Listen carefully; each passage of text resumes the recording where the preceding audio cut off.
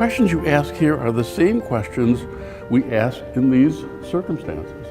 And these are pretty tough questions. And we only have time to deal with just the first one today, right? And it's, in my judgment, the most important question. Is it the truth?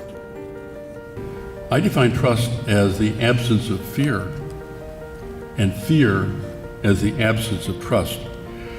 But the seventh one I like the best. It's also the shortest. Clearly convey that core values matter more than profits. The thing I've learned too is that the bigger the lie, interesting enough, the more obvious the truth turns out to be. But I define candor as truth with an attitude delivered now. I'm in the truth-finding business. I'm a crisis person. And I meet people when something bad has happened. I rarely meet people in a general way, and typically when I do meet people who are in trouble, the first thing I want to say, they say to me, Jim, I never thought I'd ever talk to you in my entire life, and I'm not very happy about it right now, you know. It's about doing stuff. I'm a public relations person, and the old definition, well, maybe it's the current one for public relations, is do good, take credit for it. What I'm talking about is do good and let the good speak for itself. That's what empathy is. It's doing things that every culture I work in has a phrase similar to actions speak louder than words, and they always do. The time for ethical education, it seems to me, is not so much in those early years when there's such certainty, but it's in these later years when our ethical balance is challenged daily by things at work.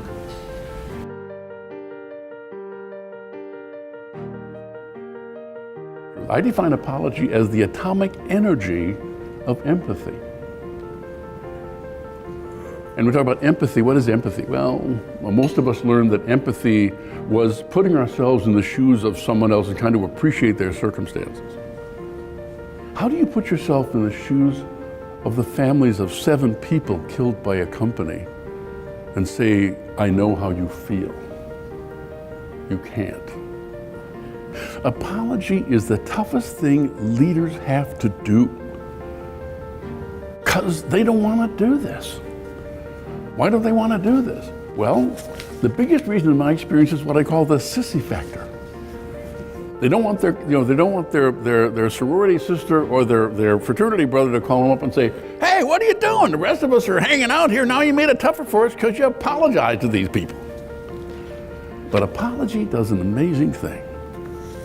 It solves the problems victims have.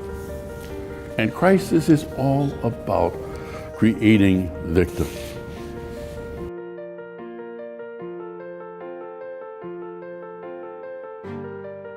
The thing that's so interesting about what I do is that, and because I look like I do, people say, Jim, what are the trends you've seen over your lengthy career in crisis work?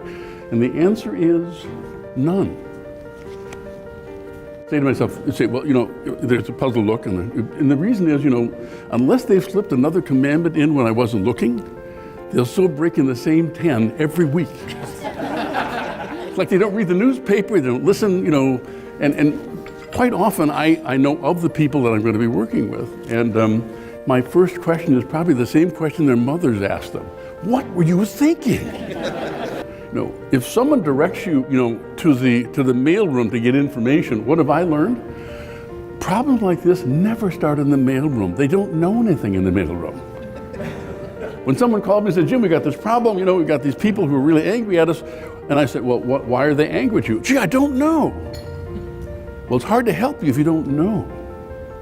By the way, where's your senior staff? Well, they're right next door. We've been working on this problem. I said, tell you what, lock the doors, start serving a lot of coffee and water, and don't let them go to the bathroom. And by 7 o'clock, someone will fess up because somebody in that room knows what's going on and may be the person who caused it.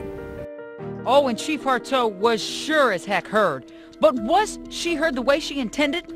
I went to find out from a crisis communications professional. My advice is, we need to have a different approach here. We need to have one that emphasizes peace, trust, conciliation, reconciliation. This is not that? This is the opposite of that. I asked one more time, was it directed at the Black Lives Matter leaders and movement participants? The answer? No. So again, as a whole, how did this video land to a man in crisis communications? In this case, this just adds to the accumulated inflammatory nature of this entire situation. You know, there's something to be said for advance notice of things, but I would more rather have them talk about what the plans are to keep the city safe as opposed to simply talking and drawing lines and showing some pretty inflammatory videos. But it's not all doomsday. In his opinion, there is a solution here. This heightened the conversation from sides on either side of the line.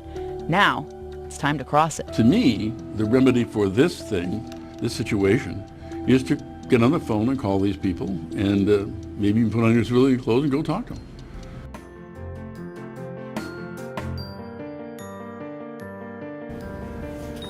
So the moment they explain, they've even mentioned what the situation is, I probably know more about it than they actually do. And I can lead them out of the jungle if they want.